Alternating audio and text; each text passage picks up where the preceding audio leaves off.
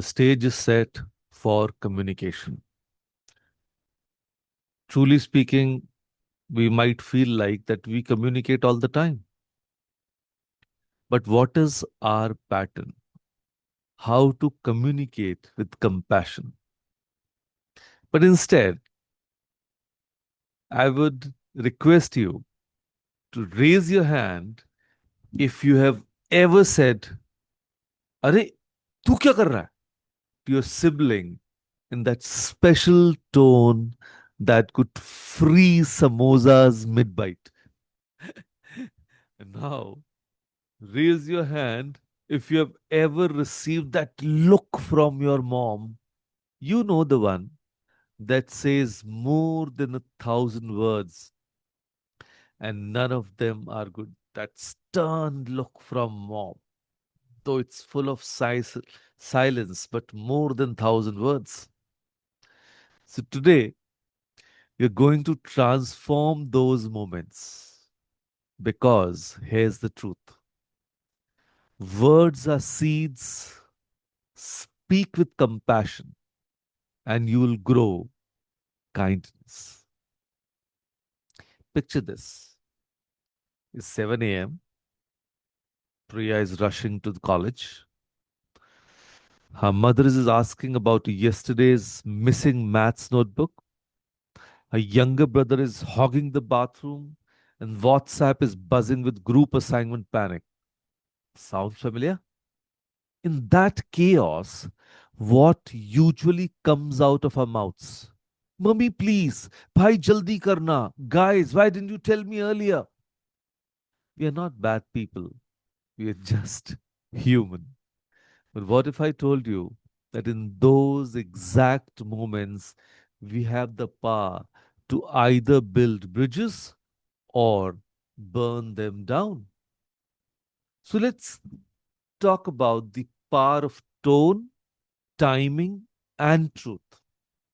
Yes, tone, timing, and truth, the three T's, the holy trinity of compassionate communication. So let's talk about tone first. Remember when your friend said, fine, but you knew it definitely wasn't fine. That's tone doing the heavy lifting. A simple, can you help me, can sound like a gentle request or an accusation depending on how we say it. The timing. Ever tried having a serious conversation with your dad during the India Pakistan cricket match? Nobody wants to get disturbed at the time. And serious talk at that moment? Exactly. Timing isn't just about when we speak, but recognizing when others can truly hear us. And then the third T, that is truth. Now, this isn't about brutally honest, being brutally honest. वैसे भी हम कहते हैं ना, सच कड़वा होता है. And so nobody needs to hear that their new haircut looks like that stuck in their finger in a socket. And it's about being authentically kind. So here's where it gets interesting. When we communicate with passion, we are actually rewiring our brains. Neuroscience shows that speaking kindly doesn't just make others feel good, it literally makes us happier too.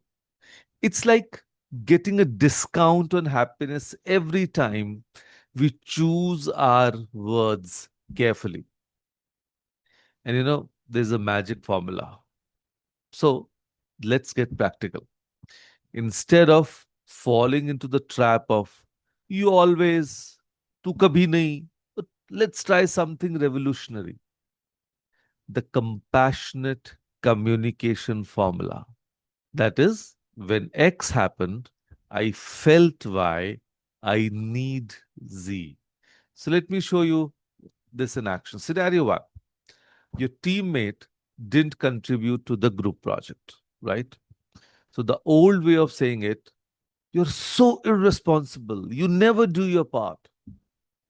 But if we turn this conversation the compassionate way, we'll say, when the project was submitted incomplete, I felt stressed about our grades. I need us to divide tasks clearly next time so we are both set up for success. Sending the realization tablet. Then, scenario two, your mother criticizes your career choice, right? It happens in many families. But the old ways, you don't understand anything about my generation. But the compassionate way, when my choices are questioned, I feel like my dreams aren't valued.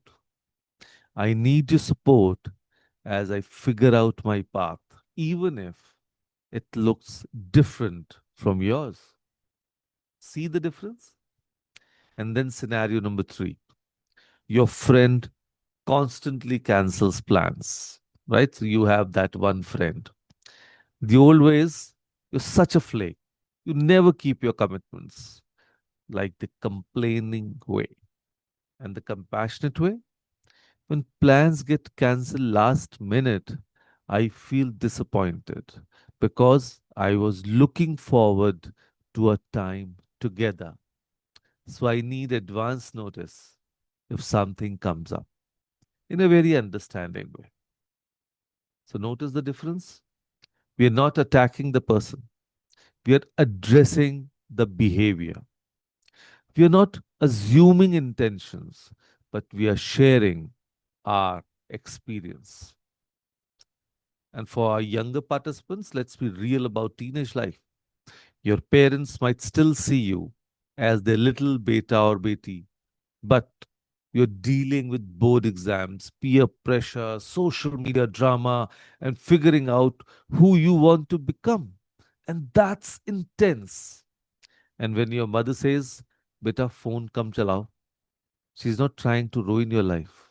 She's worried about your eyes, your grades, your sleep, basically everything, because that's what mothers do. So instead of rolling your eyes and muttering under your breath, try. Mummy, I understand you're concerned about my phone time.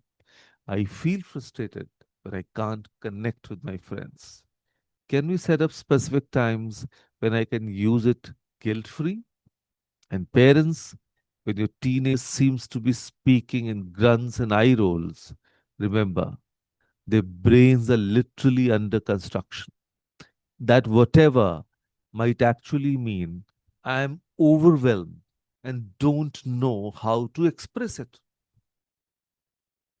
And here's the beautiful part about compassionate communication, it spreads like really good biryani news in the neighborhood. When you speak with kindness, you give others permission to do the same. Think about it.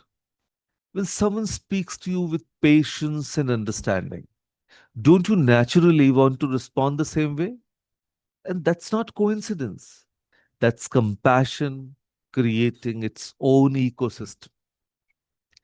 One compassionate conversation can change someone's entire day. Believe me on that.